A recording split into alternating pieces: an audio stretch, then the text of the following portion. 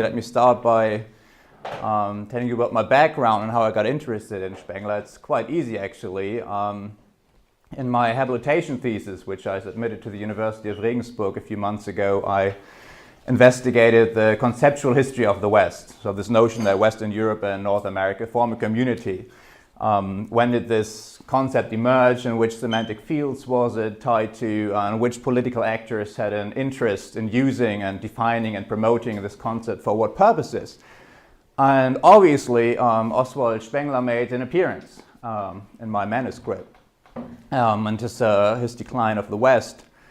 But since I wrote a rather encompassing history spanning almost 200 years and investigating the history of the concept in several countries, I could only devote a couple of paragraphs to the decline of the West, which is why I'm very happy to be here at the Oswald-Spengler-Konferenz today, because it allows me to lay out my thoughts on Spengler's impact in more detail. I'm also quite relieved when I looked at the program. I got nervous maybe that Jack and I would be delivering identical papers and I would bore you now by just repeating him. So I'm relieved that even though there's some overlap, I also look at other sources and take the story in a bit of a different direction. So I think that our papers complement each other and I will not just repeat you.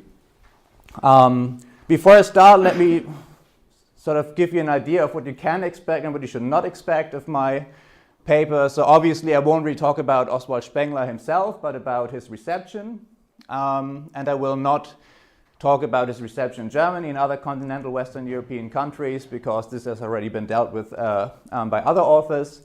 I will focus on the English-speaking press, and mostly, even though I will also use the British press, but I will mostly focus on the American impact. And that's for two reasons. On the one hand, my research on the British press pretty much confirmed the findings of John Carter Wood, so I have not really that much to add to that. And second, because the impact he had in America was much greater. So I think I would go so far as to say that Spengler had a larger influence in America than anywhere else outside Germany. So I will mostly focus on America.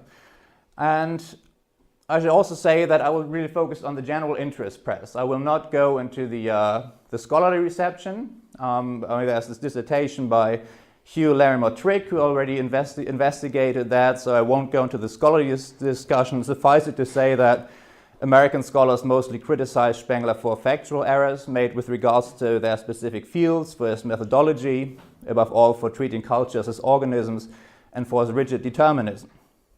What I would like to focus on is the general interest magazines and newspapers, because it was mostly through these media that most Americans got acquainted with Spengler. Most Americans, I surmise, not having read the 2-volume Spengler original, not only because of its massive length, but I guess it's also not very reader-friendly, as we say today. So mostly what Americans learned about Spengler, they learned by reading newspapers and media. And finally, a word about the time span. I will start with the very beginning, but I will carry the story forward to the late 1950s, because not only was, I think, his impact largest in the early Cold War period, but also in this period there's this interpretation changed quite dramatically in the American press, which I want to argue. Okay. Now, Spengler's Der Untergang des Abendlandes, causing quite a sensation in Germany, became well known throughout the English-speaking press even before the English translation appeared in 1926, as newspapers and magazines reviewed the German original already starting in 1920. In Great Britain, the reception was almost exclusively negative, and I got the feeling that you also read the English press in the way that the reception was rather negative. Memories of the Great War still very much in everybody's mind. The press mostly derided the work because of its author's nationality. On June 28, 1920, in one of the first discussions of Der Untergang des Abendlandes, the Times found that Spengler's work was an expression, quote, of the cumbrous dogmatism of his race. Denouncing Spengler's Der Untergang des Abendlandes, the Nietzsche scholar Oscar Levy claimed in a letter to the editor 2 days later that the Germans are creatures of nerves and fits and depressions, and that whether they preach pessimism or optimism, Europe ought not to listen to them any longer. Even 6 years later, when the English translation came out, the British version was published in London by Allen and Unwin, the author's nationality still seemed to be at the center of the work's evaluation. Quote, "Let it be premised that the work is thoroughly German, in both the best and the worst senses of the word." As Edward Shanks, who had become popular as a war poet during the First World War, explained in his review in the Saturday Review of Politics, Literature, Science and Art. In America, the reaction was more ambiguous. Editors paying little attention to Spengler's nationality, but focusing on whether his pessimistic outlook and prediction of the West's decline were accurate. On the one hand, Spengler's oeuvre fit a plethora of declinist literature in the interwar period that has dismissed the idea of progress, lamented the loss of moral values, and made gloomy predictions about the future of Euro-American civilization. Quote, "Most historians and philosophers of the half-century preceding the Great War held that humanity would, as a matter of course, advance from day to day, from a less complex to a more complex stage, and that the more complex stage was necessarily better than the less," as the Hungarian-American writer Eugene Bagger explained in his review in the New York Times in 1925. The Great War, however, as he continued explaining, had the effect of posing anew questions concerning civilization. Does history, instead of following an unbroken flight upward, merely repeat one structural evolution in ever-returning cycles? So numerous editors and contributors to American newspapers endorsed Spengler's prophecy of decline, such as Samuel Sachs, rabbi of the Gold Chedek congregation in Toronto, who explained in a lecture at the University Avenue Synagogue, as reported by the Globe and the Toronto Daily Star, that, as Spengler predicted, quote, "The seeds of decadence are already at work, and the following are symptoms of the decline and eventual fall of European American civilization. The large city, our money system, tenement and apartment houses, irreligion, small families, and modern sport. And as more and more millions are now flocking to the cities, Western civilization is on the way to extinction." Who is that? Samuel Sachs. And those reviewers endorsing Spengler's pessimism felt that their views were confirmed when the Great Depression struck North America and Western Europe in October 1929, and when the Second World War broke out in September 1939. In view of these developments, American commentators praised Spengler's foresight, finding that Spengler's prophecy had become real. Quote, "Spengler was right," Washington Post columnist William Harlan Hale claimed in 1933. "The West is certainly declining. You can hold a civilization together by ideals, religion, growth, and conquests, but can you hold it together by monetary stabilization programs, by allotments, debentures, revaluations, and compensated dollars?" In April 1940, the Washington Post, in an article entitled "The Spenglerian Apocalypse," witnessed, quote, "the decline and disintegration of Western civilization on the continent of its origin." If they found any fault with Spengler, his American fans complained about his obscurist language and attention to detail. This opened a market to book authors who would spread his message, but sum it up in more accessible language and leave out all the historical details. As the Toronto Daily Star complained, quote, "Spengler is not easy reading, finding comfort in the fact that, quote, there are not lacking English voices that are telling us in more easily intelligible language that our Western civilization is facing a grave crisis." One of the voices was the historian and political writer Lothrop Stoddard, whom the Washington Post called an American Spengler, since in his 1935 book Clashing Tides of Color, he predicted that its increasing dependence on machines and its materialism would destroy Western civilization. Another example of an American author taking his clues from Spengler, but using a more comprehensible style to gain a widespread readership, was Royce Breer, a Pulitzer Prize-winning journalist and author who, in his book Western World, embraced Spengler's interpretation of civilizations as living organisms and his prediction of the West's eventual decline. Now, on the other hand, there were also critics of Spengler who pointed out that his pessimism was misplaced and in any case not applicable to the US. The philosophy of Oswald-Spengler has as yet made little impression on the popular thought of this country, as the Washington Post explained in 1936. That is due not merely to the somewhat strenuous intellectual effort which his writings demand, but perhaps even more to the natural buoyancy and optimism of the American mind. A young and virile nation, trained from childhood to implicit faith in a glorious destiny, can scarcely be expected to endorse the thought that for us, as for other civilizations, it is all a striving and an ending and nothing. In his reading of the scholarly debate about the decline of the West, Hugh Larimer Trick came to a similar conclusion. Quote, American critics simply could not accept the idea that the spirit of man was subject to the forces of determinism. They denied the claim that human history was simply a record of tragedy. The more optimistic American writers repeatedly affirmed their faith in the spirit of man and in the continuity of his deeds and environment.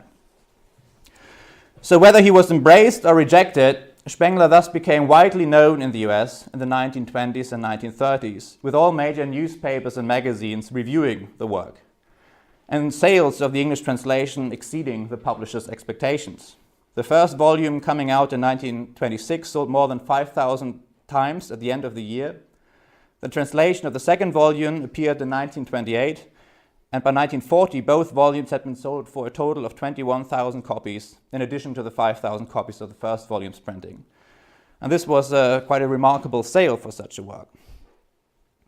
However, as I want to argue, the impact of his work was strongest in the early Cold War period. As the political scientist and Spengler expert John Fahrenkopf demonstrated in his Prophet of Decline, foreign policymakers shaping America's early Cold War policies, such as George Kennan and Paul Nitze, as well as intellectuals such as Louis Hale, Hans Morgenthau, and Reinhold Niebuhr, had read Spengler avidly and been significantly influenced by the decline of the West. Yet it was not only in the intellectual outlook of US foreign policymakers that Spengler left a deep imprint on, it was also in the public debate that the German historian-philosopher, post-mortem, became an important source of legitimization to the Truman administration and its supporters, who in a surprising interpretational turn used the decline of the West as a source of optimism to justify NATO. In late 1951 and early 1952 in particular, references to Spengler abounded when the Truman administration and its allies in Congress and the media needed to defend the controversial policy of sending 4 US divisions to Western Europe as part of an integrated NATO force.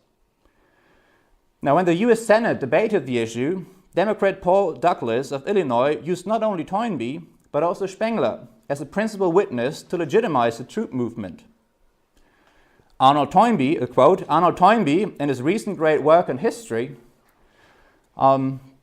says that civilizations fail because of insufficient response to stimulus. And the gloomy German Spengler had the same version, that civilizations fall because of their inner faith of a civilization, because of the inner faith of a civilization, wears itself out. Therefore, he suggested not succumbing to defeatism, but to muster the West's resources and determine that our civilization is not to fall. After all, in the past, civilizations such as Greece and Rome have fallen only because men lost faith in themselves and failed to meet new challenges.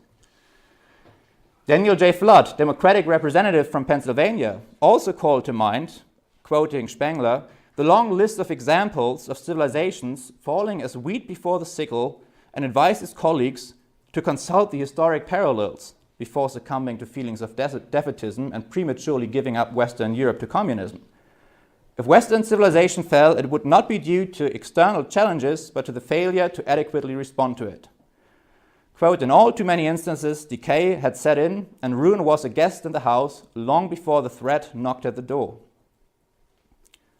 The reason that administration supporters advanced to justify the claim that the US could avert the West's decline was that while Western Europe as the cradle of Western civilization was doomed to decline, the US, as Western Europe's latest offspring, was still young enough to prolong the West's life cycle. As John Foster Dulles, special consultant to Secretary of State Acheson and future Secretary of State himself under Eisenhower, explained in a speech in New York on December 29, 1950, quote, "For 1,000 years, our Western civilization had been dominant in the world, warning that 1,000 years is a long time, even for a civilization, and many had come to feel that Western civilization had run its course and had become infected with the same decay as had rotted other great civilizations of the past. It followed that the great question of our time has been whether our Western civilization had become so old and decadent that it was bound to pass away, giving place to the younger, dynamic and barbarian society born out of the unholy union of Marx's communism and Russia's imperialism." He concluded that at this critical moment, heavy responsibility fell upon the United States. After all, while Western Europe had been the cradle of Western civilization, North America was younger and hence more energetic. We were still a relatively young nation, had not been devastated by war, and were on that account less susceptible than others to the poison of communism. It was therefore up to the US rather than Western Europe to refute the communist claim that the West had rotted.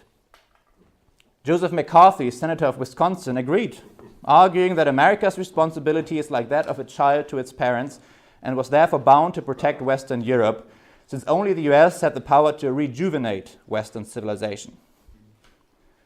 Press outlets supportive of Truman's internationalism took the same position, agreeing with Spengler that Western Europe was indeed declining, but that America, as the younger part of the West, had not passed its peak yet. They usually compare the West European-American relationship to that of ancient Greece and Rome. At a press conference on December 18, 1952, the American historian-philosopher Will Durant explained that America bears the same relation to Western Europe that Rome bore to Greece once. Rome imported ideas from an effete Greece, and it might have appeared that Roman civilization was in decay at the time. But as a matter of fact, Rome continued on with virility for 600 years after having absorbed Greek culture. So it is today. America has taken ideas from Europe, and Europe, as Spengler foresaw, is declining, having exported its ideas faster than its goods and services. However, America, as he insisted, will not go down the drain.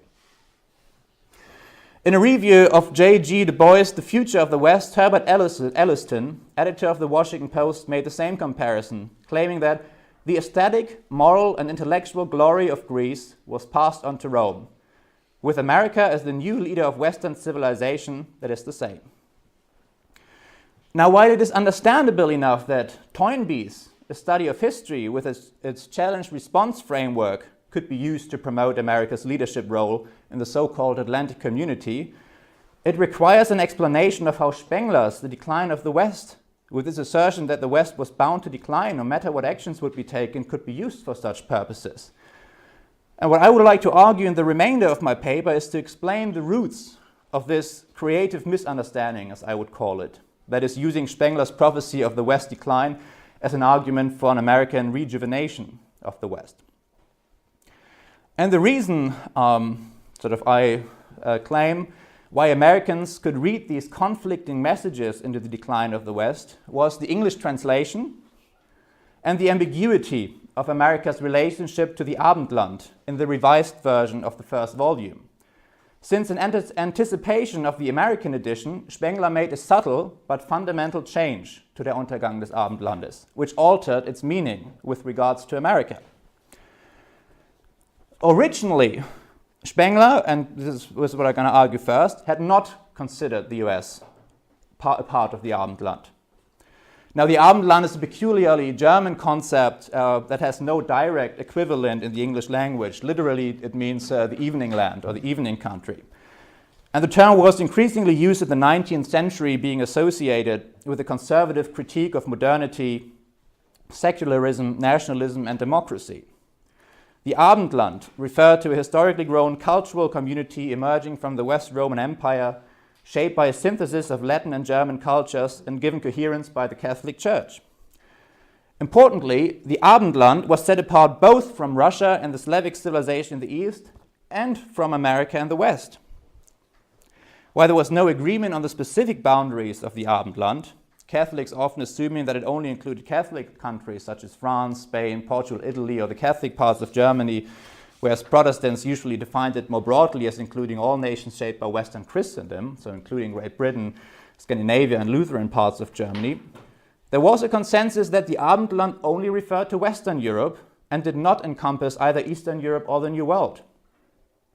In the interwar period in particular, the Abendland concept became not only ubiquitous, but its anti-American connotations became more pronounced, as the accelerated modernization processes that it took issue with were often interpreted as an Americanization.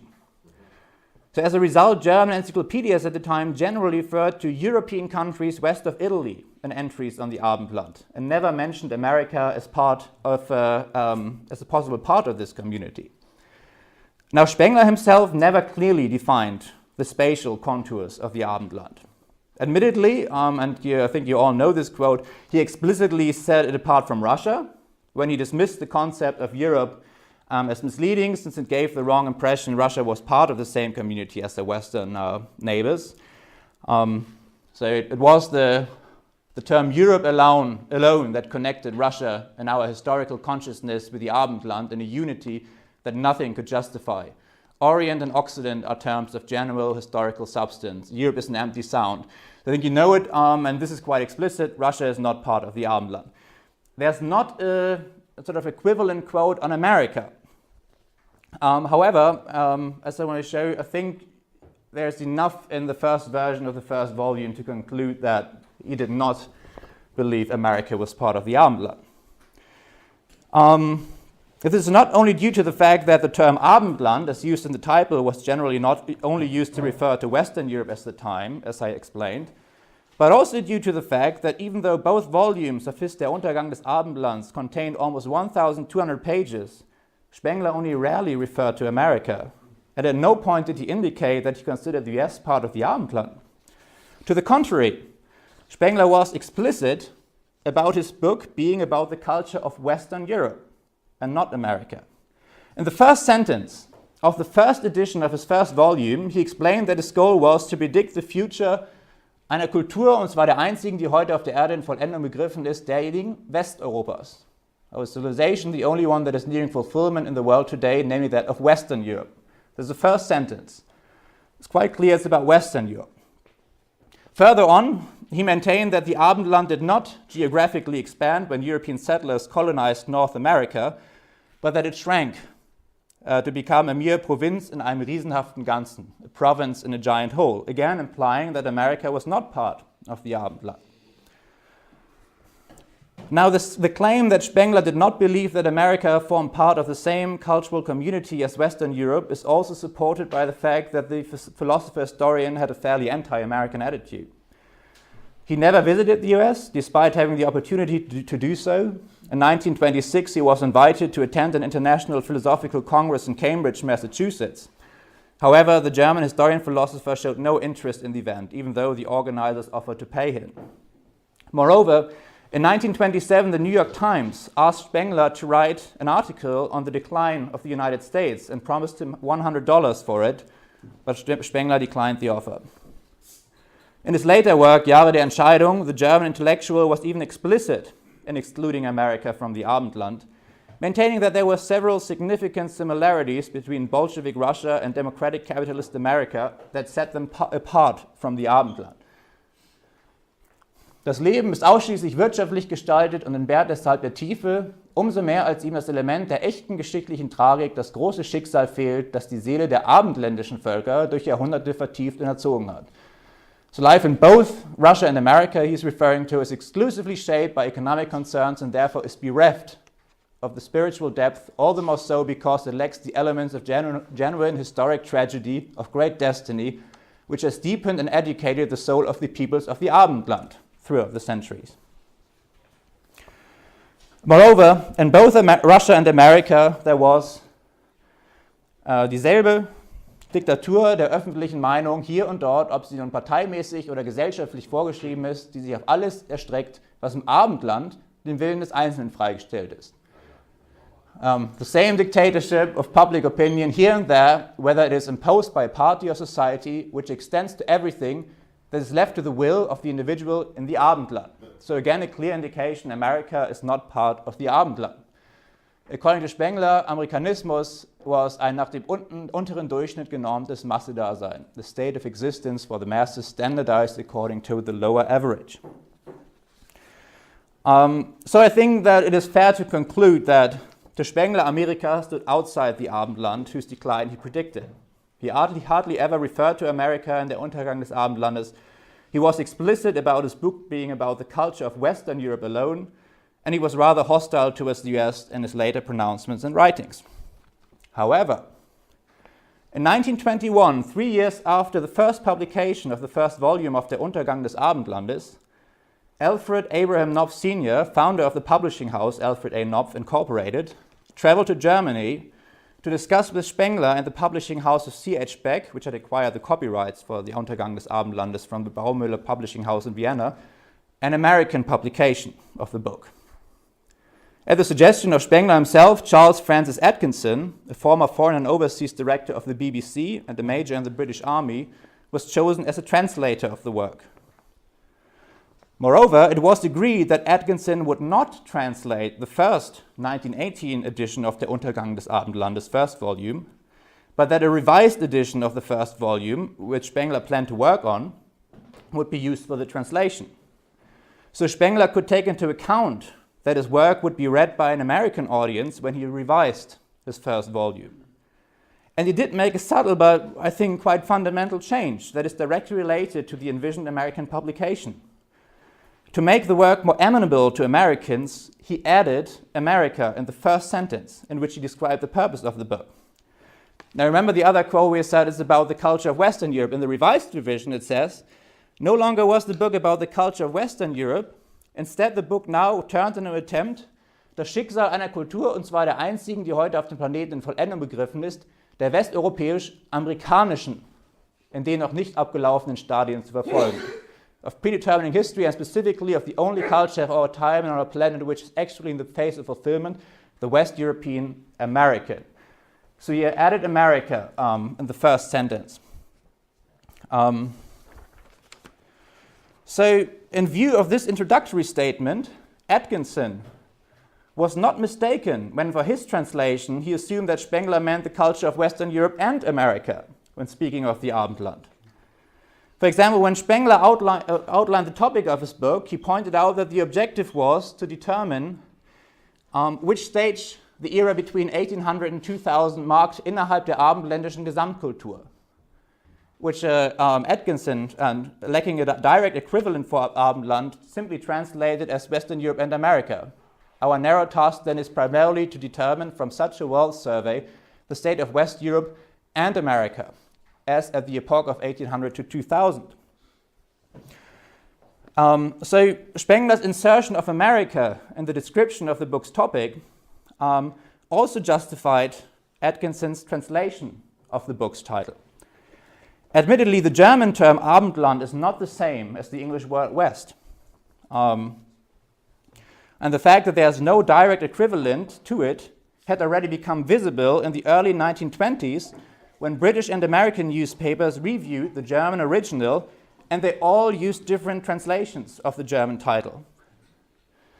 The Times Literary Supplement translated the book's title into The Decay of the West. In the Century magazine, which brought the first review of Spengler in the American press, it was put as The Decline of Western Culture. The Washington Post used Western Civilization Decaying and The Decline of the Occident as English translations. The New York Times used Downfall of the Western World, and the Harper's Monthly magazine, The Downfall of Western Civilization, as translations of the book's title. However, even though Abendland and West are not the same, primarily because the first refers to Western Europe alone, and whereas the latter had a transatlantic dimension, Atkinson and the publishing house of Knopf cannot be chastised for misrepresenting Spengler's work when choosing the title The Decline of the West, since Spengler himself had added America to the description of the book's content.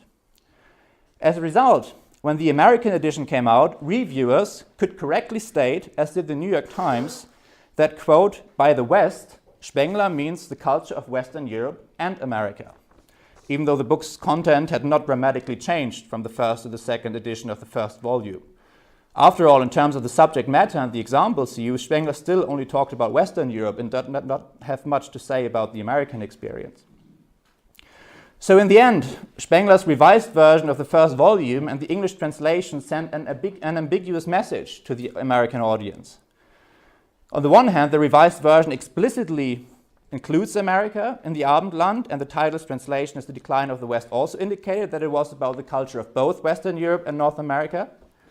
And had Spengler not made this change, and Atkinson not chosen the English title, Americans could have full-heartedly embraced this message that Western Europe is in decline after the Second World War, and drawn the conclusion that Americans, forming a separate civilization, had little responsibility for the survival of the Abendland.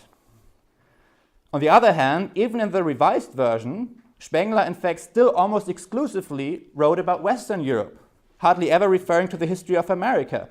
And so as a result, Americans could assume that all the reasons that Spengler advanced for his claim that the West was declining only applied to Europe, but not to America, allowing Europe's offspring on the other side of the Atlantic to revitalize the old part of the Abendland.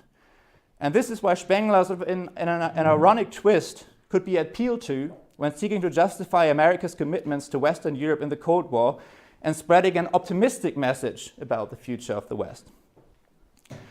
To put it in a nutshell, the translation of the revised version of Der Untergang des Abendlandes made it possible for Americans to identify with the West that Spengler analyzed, while still believing that their country was exempt from the inevitable decline that the German historian philosopher predicted.